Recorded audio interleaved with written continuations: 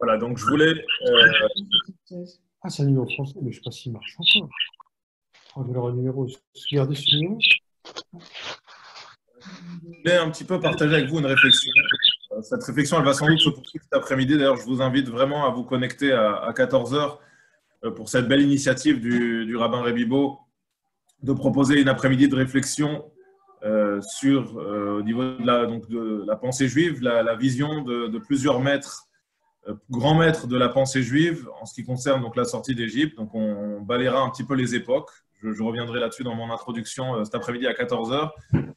C'était son idée de faire intervenir Qu'est-ce des qui passe? personnes Il faut que je le. vraiment différentes sur donc des réflexions, on va le voir, vraiment très originales, puisque chaque maître a son approche de la sortie d'Égypte. Et je pense que ce sera une après-midi passionnante. Et je reviendrai là-dessus. On va beaucoup parler de la sortie d'Égypte et de l'histoire de la sortie d'Égypte. Donc, on a eu l'occasion de voir ensemble, avant Pessah, la manière dont est organisé le Maguid. On a fait un long cours là-dessus, voire même deux shiurim là-dessus, assez longs et assez développés, sur la manière dont était structurée la partie qui est, au fond, la partie la plus importante de la Haggadah. Je vous rappelle, c'est vraiment intéressant que la Haggadah de Pessah s'appelle Haggadah. Ce n'est pas forcément une appellation qui lui correspond le mieux lorsqu'on voit ce que cette Haggadah nous présente. C'est-à-dire qu'elle nous présente le programme de la soirée de Pessah. Et ce programme-là, c'est un programme qui est constitué de 15 étapes. On l'a dit, on l'a redit, ces 15 étapes ne sont pas fortuites. Elles correspondent notamment aux 15 marches qui existaient pour accéder au Echal, dans le Beth Amikdash, dans le temple, et sur lesquels les Lévi'im, notamment, jouaient de la musique et accompagnaient les Kohanim. Ils leur donnaient du baume au cœur dans leur travail. Donc, il y a vraiment quelque chose de très évocateur dans ces 15 étapes du Seder qui sont là pour nous faire progresser.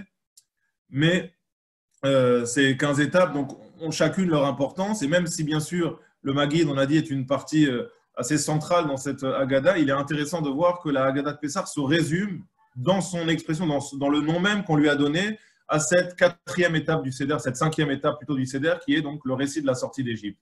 Alors qu'on aurait pu l'appeler tout simplement Seder Shel Pessah. Ça aurait été beaucoup plus logique d'appeler ce livre-là Seder Shel Pessah.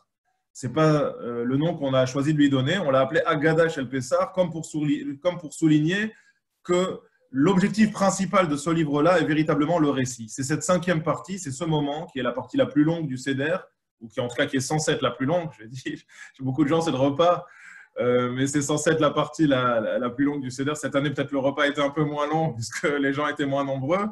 Mais c'est vrai que beaucoup de gens vont passer 3 heures à Shulchan Aruch et peut-être un petit peu moins de temps sur la partie du Maguid.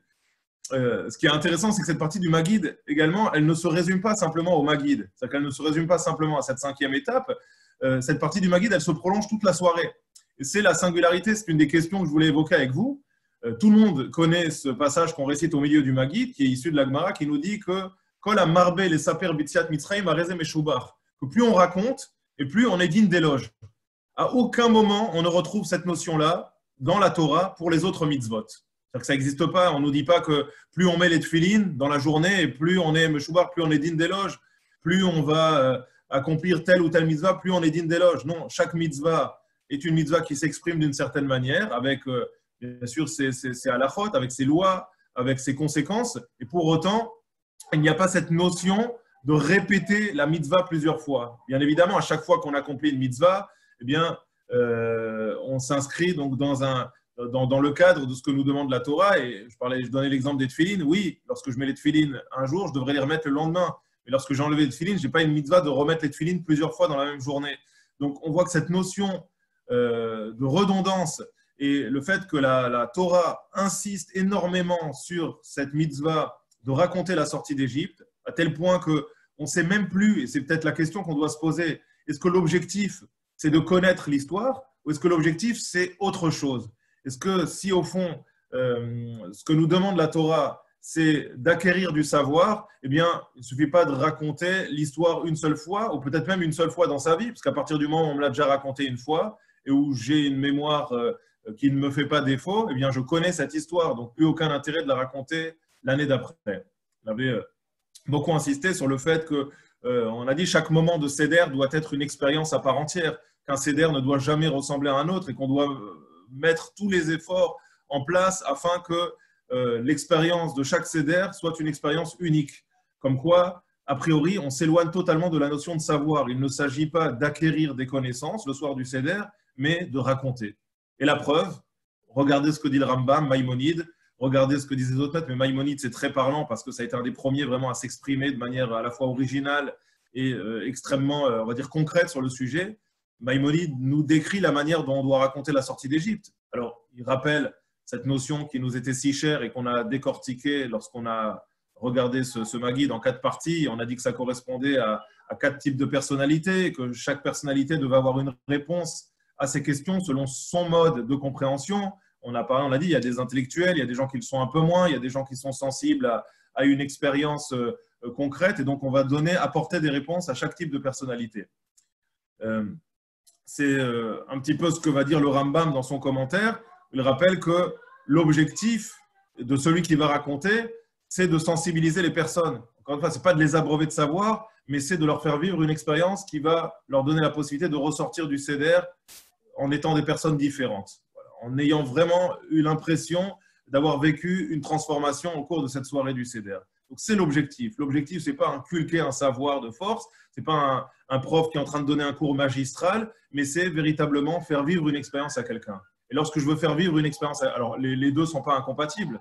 C'est toujours le défi des professeurs. On a tous eu dans notre enfance des professeurs à l'école qui nous ont captivés, d'autres qui nous intéressaient un peu moins. Et ce n'était pas forcément lié à la matière.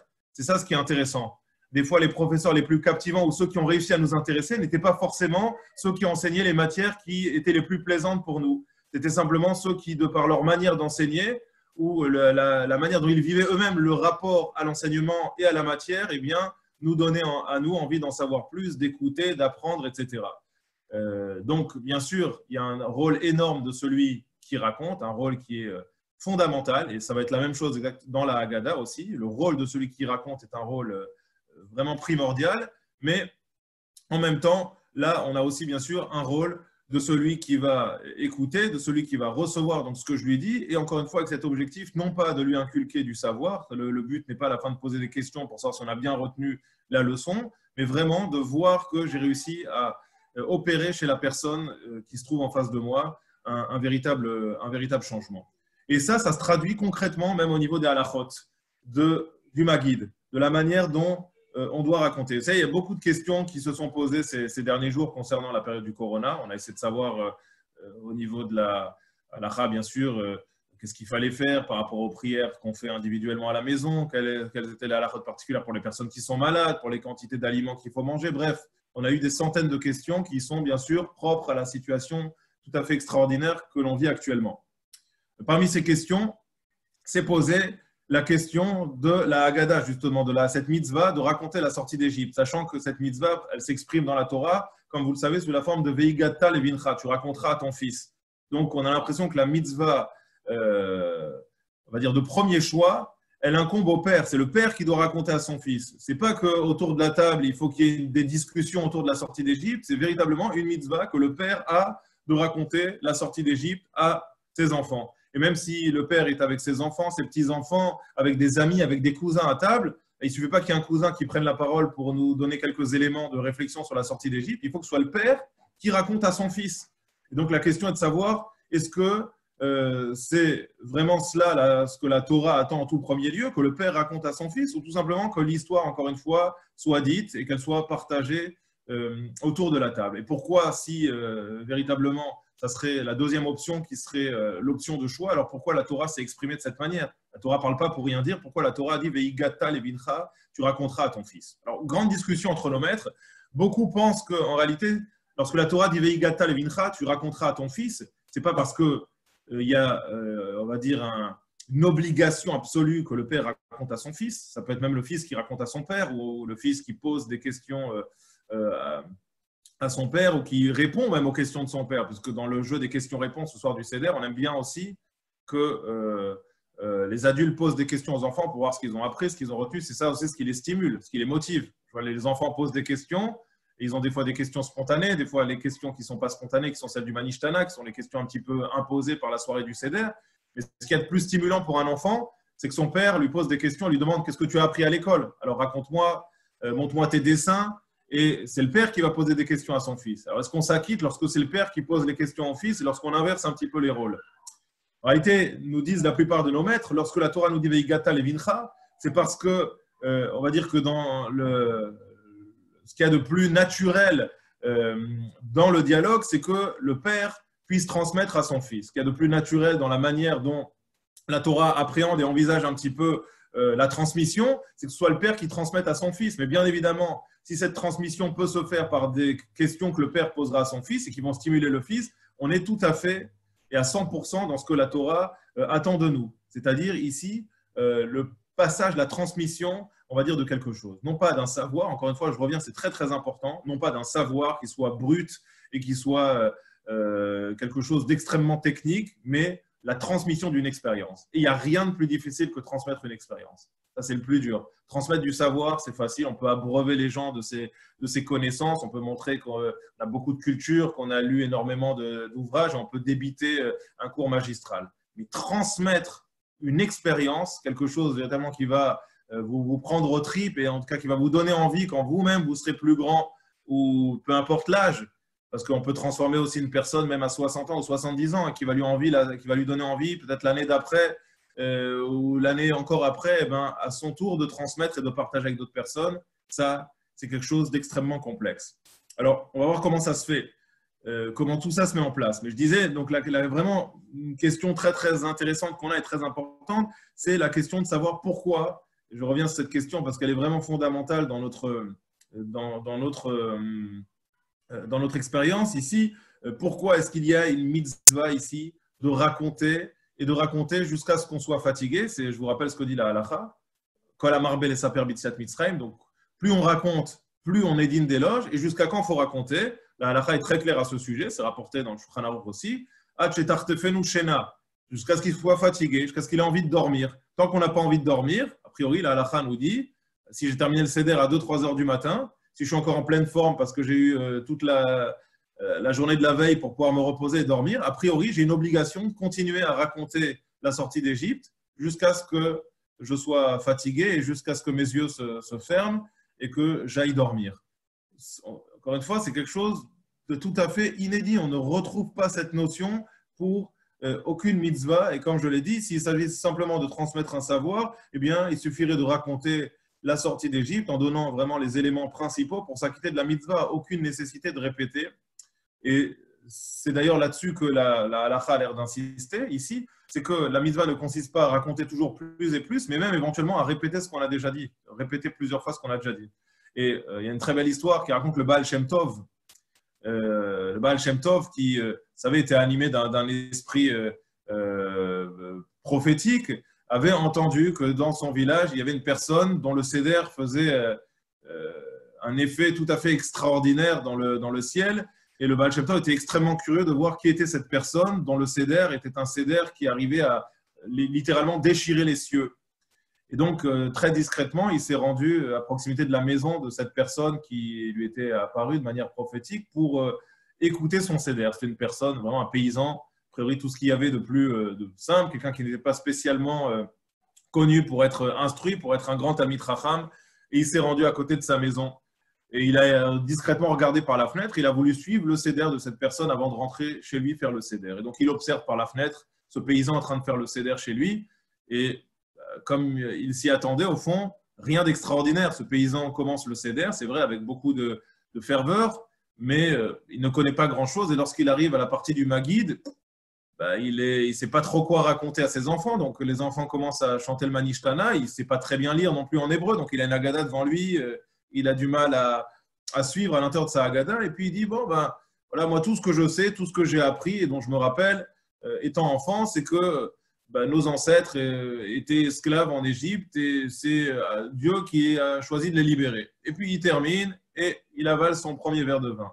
Et puis il reprend, il fait, ça, il faut que je vous raconte quelque chose. Nos ancêtres ont vécu une période très très difficile en Égypte et puis au bout d'un moment, eh bien, Dieu est arrivé et dans sa puissance, il a décidé de délivrer le peuple juif. Tac, il prend son deuxième verre de vin, il avale, il boit Boré Peri Agéfen, il boit son deuxième verre de vin. Puis il reprend, il fait, et puis je ne vous ai pas raconté que c'est passé quelque chose d'extraordinaire en Égypte, c'est que nos ancêtres étaient dans une position très difficile et Dieu arrivé, les a délivrés, et troisième verre de vin, et ainsi de suite. Donc il continue le quatrième verre, et même après le quatrième verre, il va reprendre son histoire en boucle sans cesse.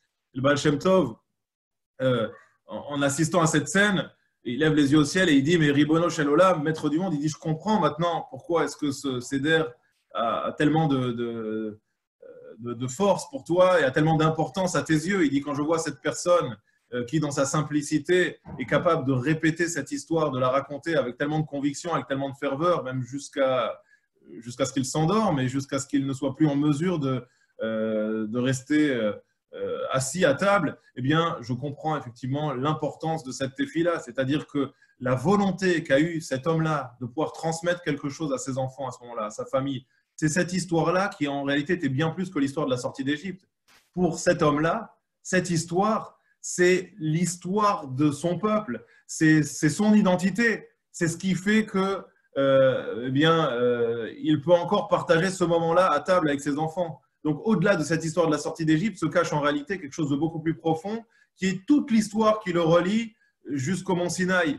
Et c'est cette histoire-là que cet homme-là, dans sa simplicité et avec le peu de connaissances qu'il avait, a eu envie de partager avec sa famille. Lorsque le Baal Shem Tov assiste à ce Seder, il dit, mais il n'y a pas plus beau Seder que le Seder auquel je viens d'assister en regardant par la fenêtre. Le Seder, ce n'est pas raconter des chidushim extrêmement compliqués et techniques, de savoir ce qu'a dit Rashi ou Tosfot ou autres. Et d'ailleurs, les halachot que je viens de partager avec vous, elles sont les mêmes pour tout le monde. Et afilu kulanu chachamim, kulanu nevonim, kulanu yodet Torah, mitzvah alenu les saper. C'est super intéressant. C'est une réflexion personnelle que je me suis faite. On comprend toujours ce passage-là. Et même si on est tous intelligents, qu'on est tous érudits, qu'on est tous déjà des anciens, qu'on connaît l'histoire par cœur, eh bien, malgré tout, on a l'obligation de raconter la sortie d'Égypte. Donc, on prend toujours ce moment-là, ce passage-là, comme bien, au fond, finalement, même les sages ont une obligation de raconter, même s'ils connaissent déjà et qui savent tout, qui connaissent l'histoire de la sortie d'Égypte avec tous les chidushim et tous les enseignements les plus novateurs qui s'y rapportent en long et en large. Je pense que ce n'est pas ça ce que nous dit ce passage-là. Ce passage-là, il nous dit que kulanu chachamim, kulanu nevonim, mitzvah aleinu les saper. Ce n'est pas qu'on doit raconter même si on sait. C'est évident qu'on doit raconter. Ce que nous dit ce passage-là, c'est que même si on est intelligent et même si on est un grand érudit, le soir du Seder, la mitzvah, elle est uniquement de raconter et pas autre chose. Voilà, c'est vraiment une lecture pour moi révolutionnaire. C'est une réflexion tout à fait personnelle que je me fais qui serait non pas ici de nous dire que celui qui sait doit raconter, alors que j'aurais pu penser qu'il soit dispensé de raconter. Pas du tout. À aucun moment, j'ai pensé que lorsqu'on était particulièrement érudit ou intelligent, on pouvait faire l'impasse sur le Seder ou bien passer directement au repas. Ça serait pas mal, ça. On commence qu'à Kiddush et on passe au repas directement. Je reste marqué par l'image de mon enfance de ceux qui avaient les pages de la Haggadah comme ça entre les mains et qui comptaient combien de pages il restait jusqu'à Shulchan Aruch comme ça. Et puis plus ça avançait et plus on comptait les pages. Et lorsqu'on voyait le nombre de pages s'affiner, il y avait un grand sourire qui s'esquissait parce qu'on savait qu'on allait bientôt passer à table. Ça m'a marqué et ça fait partie du Seder. Finalement, c'est ça. L'ambiance du Seder, c'est ça aussi. Parce que c'est tellement beau même de pouvoir célébrer ça. Même si on compte le nombre de pages qui restent, on est en plein finalement dans le Seder, dans ce qui nous relie justement à cette expérience. Et donc, pour moi, cette lecture, elle est incroyable. Je pense que c'est une lecture qui, à mon avis, je suis sûr que je ne suis pas le premier à dire ça. C'est évident que d'autres ont dû dire ça avant moi. Je ne l'ai pas encore retrouvé, mais je crois que c'est une lecture en plus qui rentre dans les mots. De dire, à aucun moment, j'ai cru que quelqu'un pourrait être dispensé. Ce n'est pas ce que le texte vient nous dire ici. Bien sûr qu'on doit raconter la sortie d'Égypte. Et bien sûr que même les rabbins doivent raconter la sortie d'Égypte. Pourquoi est-ce que j'aurais pu croire qu'un rabbin est dispensé de mettre les tefilines ou de faire du bien avec son prochain, ni rien. On est tous concernés par les mitzvot de la même manière. De la même manière qu'on compte tous dans le minyan. Un rabbin ne compte pas plus ou un homme qui a étudié beaucoup de Gemara ne compte pas plus qu'un jeune enfant qui vient de faire sa bar mitzvah et qui n'aurait pas le même savoir. On le sait, on a une égalité parfaite devant les mitzvot et devant on va dire, cette valeur qu'on peut avoir aux yeux de Dieu. Ça, c'est une évidence absolue. Alors, que nous dit cet enseignement? Encore une fois, je le répète, tout simplement que mitzvah aleinu les saper. Tu peux être le plus grand Talmid Chacham, tu peux être le plus grand Lamdan, tu peux être quelqu'un qui normalement est plongé toute la journée dans les explications des Rishonim, des sages du Moyen-Âge ou des sages plus contemporains sur des choses extrêmement complexes en ce qui concerne la Gemara, rentrer dans des pilpoulim, c'est-à-dire des explications vraiment qui rentrent dans les moindres détails et qui vont décortiquer la sortie d'Égypte en essayant de comprendre les choses les plus subtiles et les plus complexes. On te dit non, mitzvah, allez-nous les saper, bitiat mitzraim. Le soir du Seder, tu racontes, c'est tout. Tu as des enfants autour de toi, tu as des gens, et même si tu es tout seul, tu racontes pourquoi. Je vous donne déjà un élément de réponse, je vois le temps qui passe.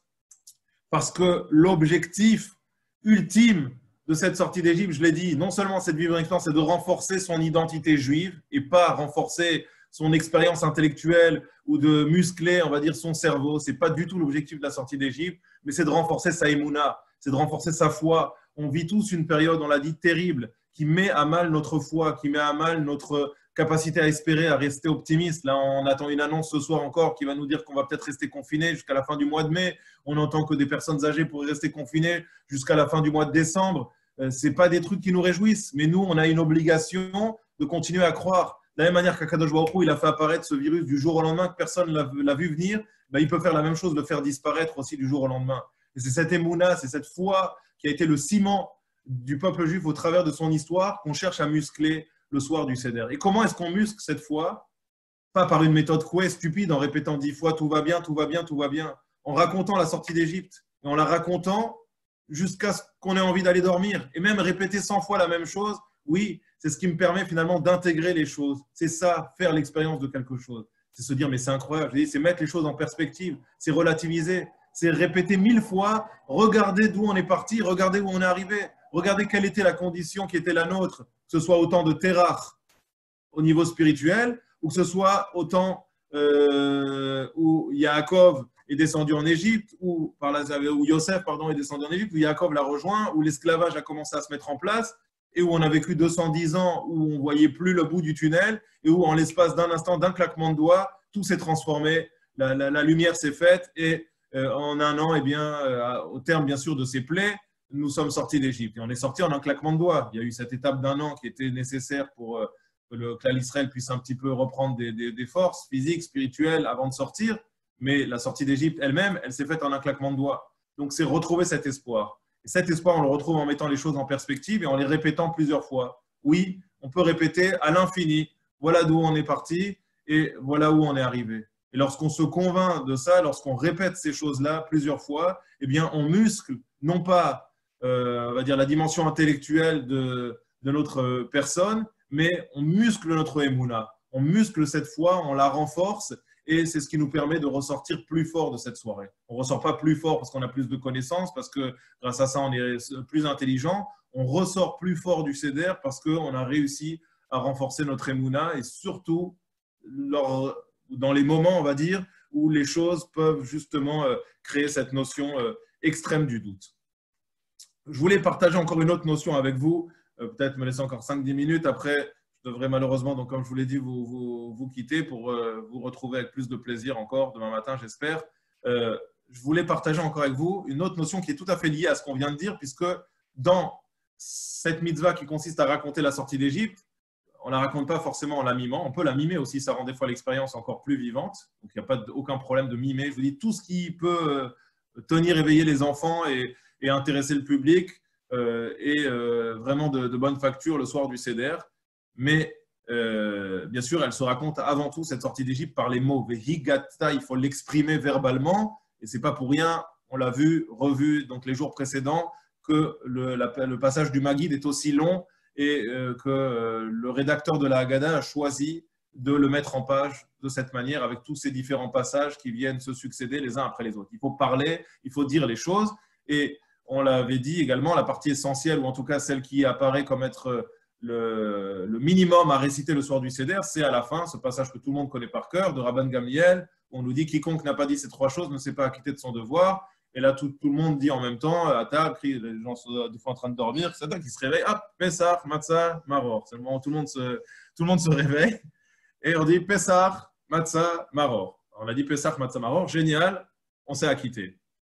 D'ailleurs, Hagav, c'est intéressant. Pessah, Matzah, Maror, a priori, aucun rapport avec la sortie d'Égypte. Oui, Pessah, le Corban Pessah, il a un lien avec la sortie d'Égypte, le Matzah et Maror aussi. Mais en quoi, en ayant dit Pessah, Matzah, Maror, j'ai raconté la sortie d'Égypte?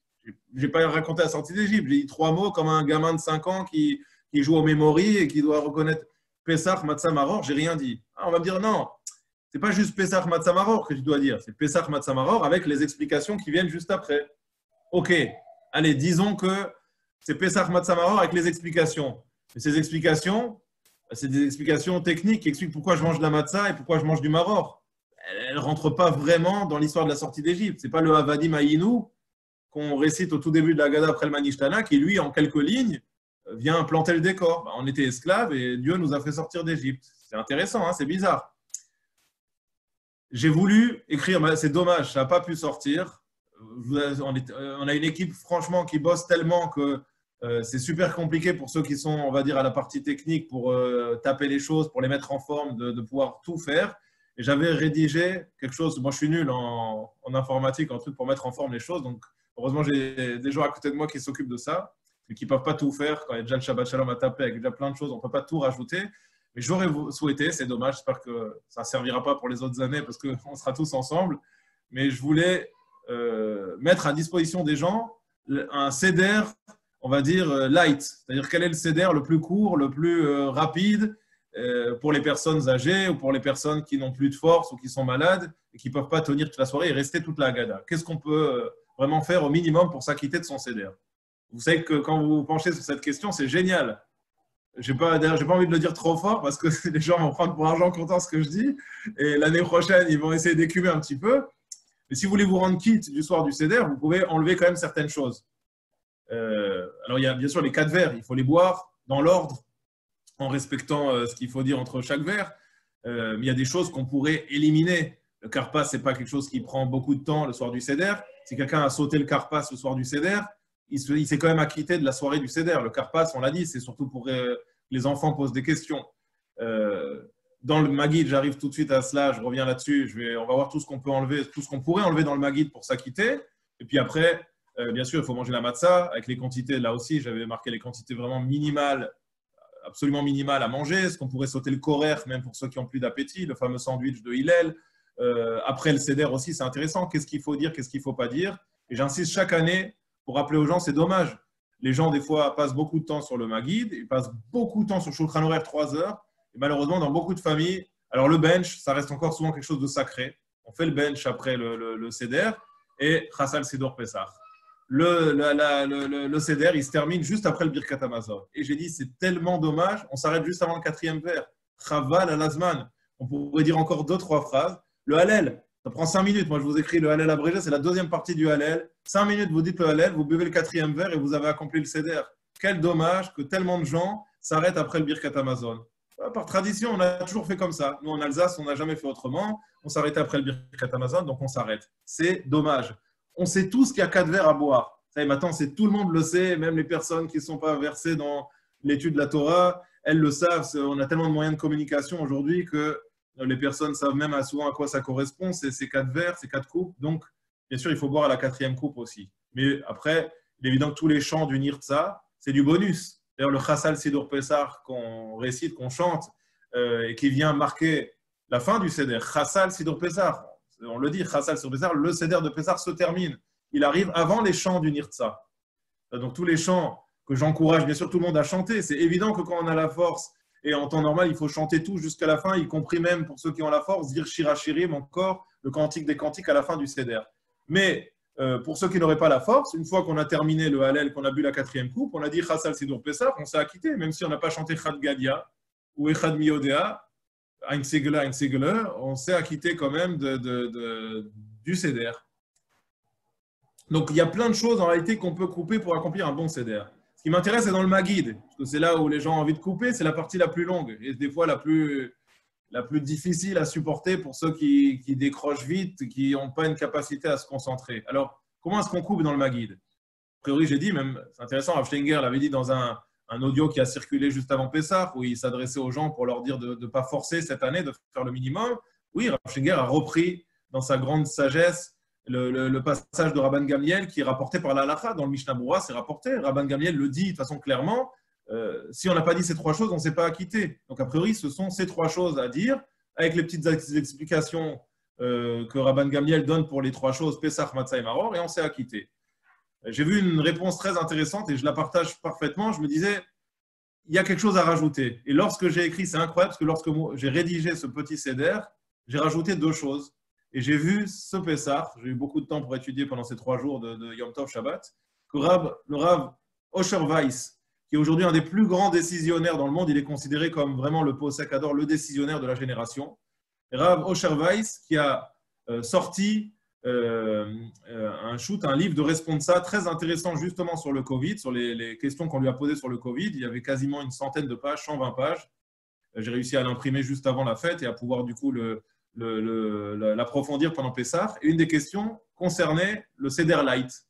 Et lui, il rapporte qu'au-delà de Rabban Shimon ben Gamliel, il lui semble, et ça m'a vraiment conforté, ça m'a fait plaisir de voir que ça allait dans le même sens que moi, à mon tout petit niveau, j'avais eu comme réflexion, de dire qu'on ne peut pas se passer du Manishtana et du passage après de Avadim Haïnou. Puisque si tout le Seder, on l'avait vu, c'est d'éveiller cette curiosité, on avait vu la manière dont était construit le Seder, on a dit question, élément de réponse, rappelez-vous, et Hallel, et à la fin, dire un petit remerciement à Kadosh Baruch Hu. C'est comme ça que c'est construit, et ces éléments de réflexion et de réponse le soir du Seder doivent nous amener à remercier Hachem.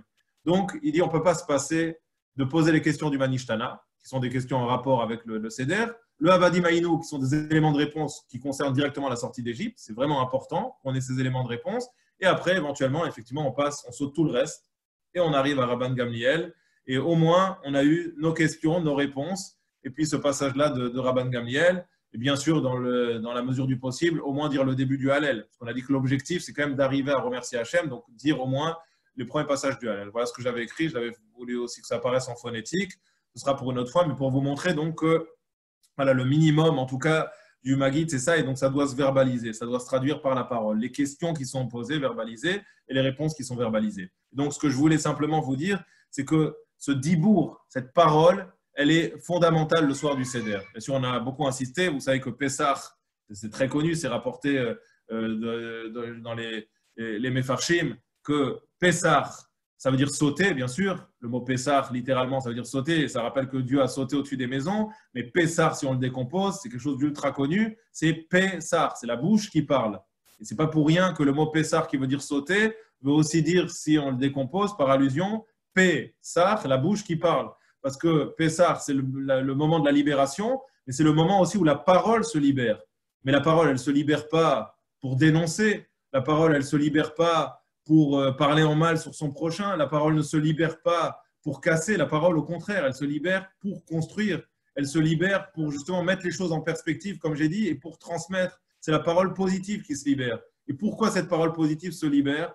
Le Netivot Shalom, qui est un de mes auteurs favoris, qui est le Rav de Slonim, dans son ouvrage, donc Netivot Shalom, explique que la parole, eh bien, elle s'est fait remarquer pendant toute la période de l'esclavage en Égypte par le fait justement qu'elle était totalement absente et qu'elle était elle-même en galoute d'une certaine manière en exil. Ce n'est pas simplement le peuple d'Israël qui est en exil à ce moment-là, c'est la parole. À aucun moment, on ne voit le peuple pendant cette période d'esclavage essayer de s'exprimer de quelque manière que ce soit, c'est-à-dire pour ne serait-ce que soupirer ou pour manifester le désespoir qui est le sien ou son désarroi. Et le Rav de Slonim fait remarquer que lorsque le peuple va finir par s'exprimer, va yanchou, et qu'on voit dans Parashat Shemot qu'ils ont fini par soupirer et par crier vers Hachem, et que Hachem entend leur prière, eh bien, ce soupir-là, en réalité, d'après le Rav de Slonim, il intervient après une longue période de silence.